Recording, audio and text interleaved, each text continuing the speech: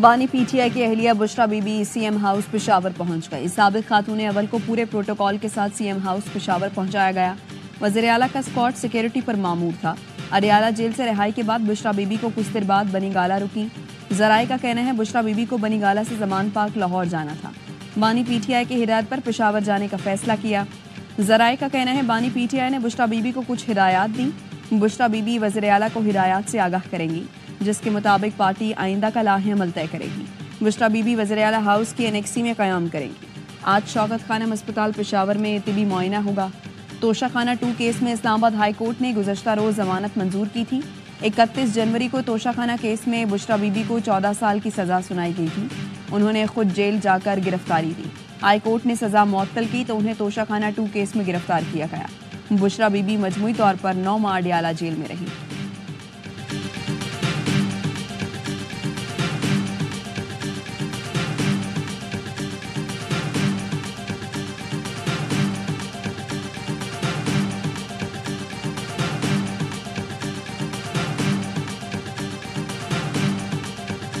Bushra be be کا اب کوئی پولیٹیکل رول ہوگا پارٹی؟ میں نہیں سمجھتا کہ ان کا کوئی پولیٹیکل کیونکہ رول ان کا یہاں سے نکلنا سیدھا چیف منسٹر کے پی وہاں جا کے ملاقات ہونی سب کچھ، وہ بالکل ان کا رول گھریلو ہی رہے گا۔ وہ صرف کے پی اسی لیے آئی ہیں کہ آج رات پھر کوئی شب خون نہ مارا جائے۔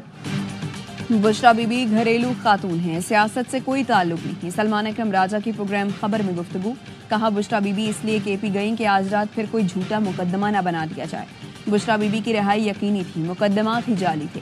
Chairman PTI barrister Gohar نے کہا کوئی ڈیل نہیں ہوئی، بشریٰ بی بی کی رہائی میرٹ پر ہوئی۔ ایسا ممکن ہوتا تو وہ 9 ماہ جیل میں نہ رہتی۔ بانی کی رہائی بھی میرٹ پر ہوگی لیکن کوئی ڈیل نہیں ہوگی۔ وکلاء سے ملاقات میں سابق وزیر اعظم کا بشریٰ بی بی کی رہائت پر اطمینان کا اظہار۔ وکیل فیصل چودھری نے بتایا بانی چاہتے ہیں عوامی جذبات کے مطابق سیاست کی جائے، پارٹی رہنما کارکنوں کے سامنے سے قیادت کریں۔ آئینی ترمیم کر کے ملک سے جمہوریت ختم کر دی گئی۔ اسلام آباد ہائی کورٹ کا بانی پی ٹی آئی کے چیک اپ کے لیے میڈیکل بورڈ تشکیل دینے کا حکم۔ ذاتی معالج ڈاکٹر فیصل سلطان کو شامل کرنے کی ہدایت۔ توشہ خانہ کیس میں بانی پی ٹی آئی کی سزا کے خلاف اپیل کی سماعت 29 اکتوبر کو ہوگی۔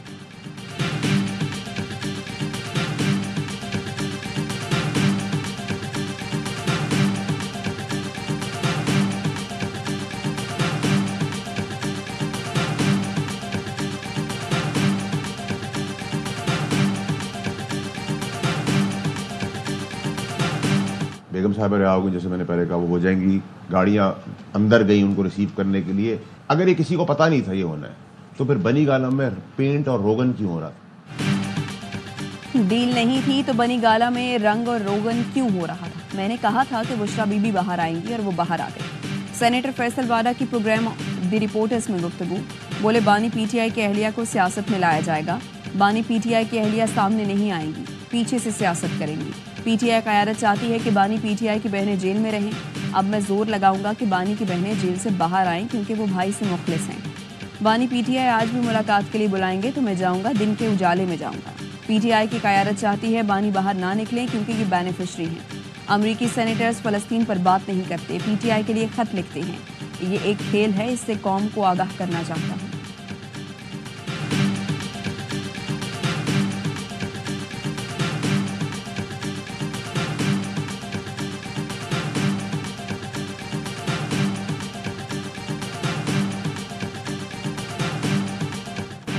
امریکی کانگریس کے 62 اراکین نے بانی پی ٹی آئی کی رہائی کے لیے صدر بائیڈن کو خط لکھ دیا۔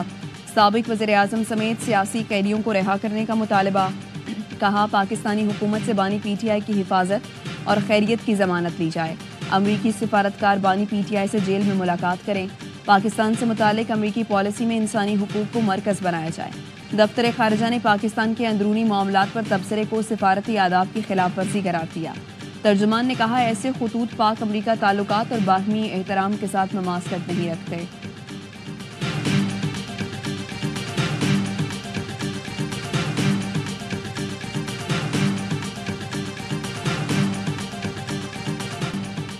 Army chief general Asim Munir انتہا پسندوں کے خلاف توانا آواز۔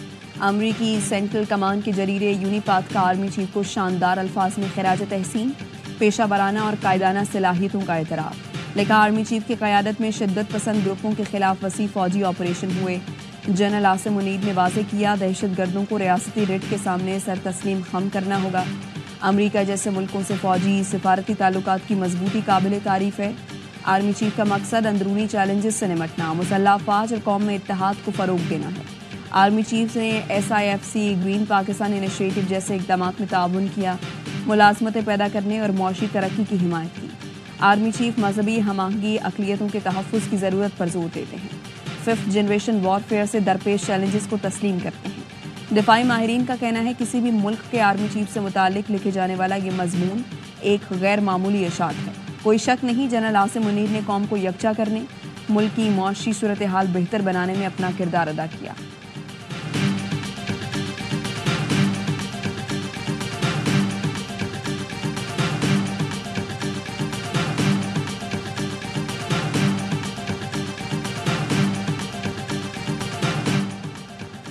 معاشی دباؤ سے نکلنے کے لیے عالمی مالیاتی فنڈ سے تقریباً $1 ارب کی مالی معاونت درکار ہے۔ عالمی مالیاتی فنڈ کو رقم فراہم کرنے کی باضابطہ درخواست کی ہے۔ وزیر خزانہ محمد اورنگزیب کا برطانوی خبر رساں ادارے کو انٹرویو، کہا زر مبادلہ کے ذخائر میں اضافے سے تجارتی اور کریڈٹ ریٹنگ بہتر ہونے میں مدد ملے گی۔ غیر ملکی زر مبادلہ کو مستحکم رکھنے کے لیے ایک درآمدات پر پابندی لگانے جیسے اقدامات کیے ہیں۔ زر مبادلہ کے ذخائر اگلے سال مارچ کے آخر تک $13 بلین تک پہنچ جائیں گے۔ پانڈا بانڈ چین کی بڑی منڈیوں میں رسائی حاصل کرنے جا رہے ہیں۔ پاکستان تجارتی قرضوں کے حوالے سے مشرق وسطیٰ کے بینکوں کے ساتھ مذاکرات کر رہا ہے۔ IMF نے گزشتہ ماہ پاکستان کے لیے $7 ارب کے قرض کی منظوری دی ہے۔ IMF نے مزید فنڈ کو RST کے تحت فائنینسنگ کے ذریعے مشروط کیا ہے۔ مہنگائی کی شرح 38% سے کم ہو کر 7% پر آ گئی ہے۔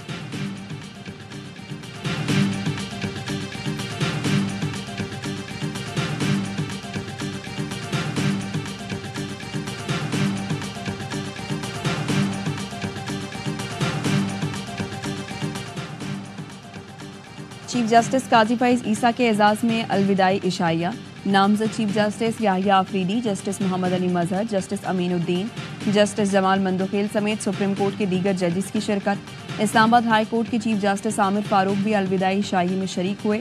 جسٹس منیب اختر، جسٹس اطہر من اللہ، جسٹس عائشہ ملک اور جسٹس شاہد وحید نہیں پہنچے۔ عشائیہ supreme court bar, Pakistan bar council کی جانب سے دیا گیا۔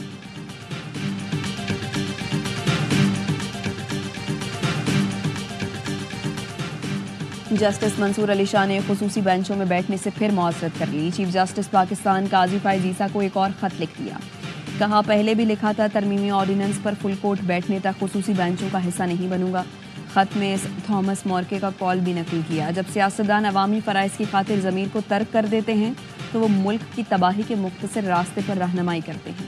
ہم اقتدار میں رہتے ہوئے اکثر بھول جاتے ہیں لوگ ہمارے اعمال کو دیکھ رہے ہیں، تاریخ کبھی معاف نہیں کرتی۔ جسٹس منصور عمرے کے لیے روانہ ہوں گے، کل چیف جسٹس قاضی فیض عیسیٰ کی فل کورٹ ریفرنس میں شرکت نہیں کریں گے۔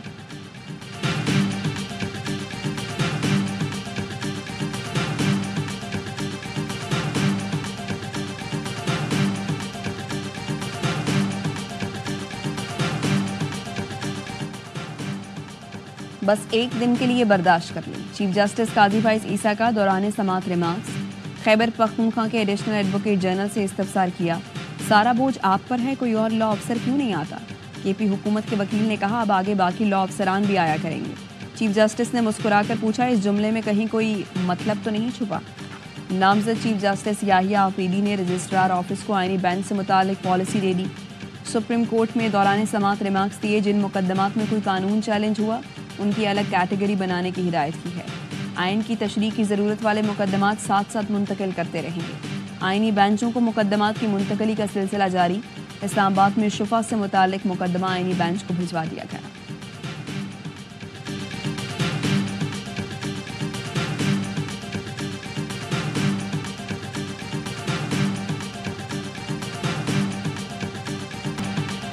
جسٹس منصور علی شاہ آئینی بینچ کے بھی سربراہ نہیں ہوں گے، جسٹس امین الدین خان یا جسٹس جمال مندوخیل ہو سکتے ہیں۔ وزیر اعظم کی مشیر برائے سیاسی امور رانا ثناء اللہ کہتے ہیں جسٹس منصور علی شاہ کا راستہ روکنے میں حکومت یا کسی اور کا عمل دخل کم، PTI کا زیادہ ہے۔ PTI والوں نے واضح کہا ہماری بات ہو گئی ہے، اکتوبر میں جسٹس منصور علی شاہ آ کر ان کا بندوبست کریں گے۔ یہ باتیں اگر ایک جماعت کرے تو اس کا نقصان ہوتا ہے۔ سیاسی مقدمات کو خواتین کی حد تک پھیلانے کے حق میں نہیں، بشرا بی بی اور بانی پی ٹی آئی کی بہنوں کے خلاف بھی کیس نہیں بننے چاہیے تھے۔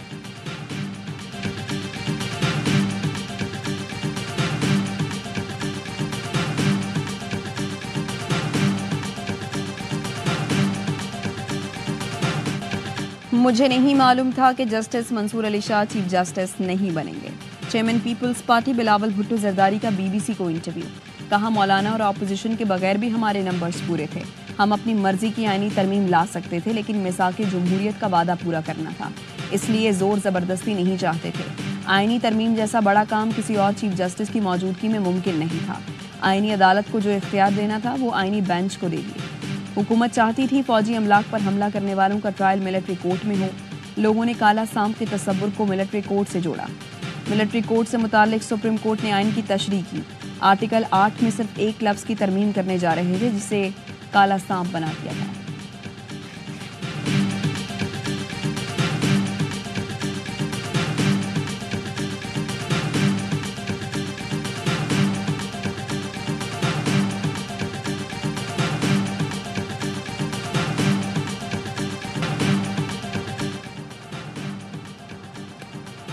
میاں والی میں سی ٹی ڈی اور پولیس کا کامیاب آپریشن، 10 خوارج جہنم واصل۔ وزیر اعلیٰ پنجاب مریم نواز کا سی ٹی ڈی اور پنجاب پولیس کو خراج تحسین۔ آپریشن میں شامل ڈی پی او اور پولیس جوانوں کو شاباشی دی۔ کہا پنجاب پولیس کے بہادر سپوت ہمارا فخر ہیں۔ دہشت گردی اور فتنہ فساد کے خلاف جنگ میں قوم متحد ہے۔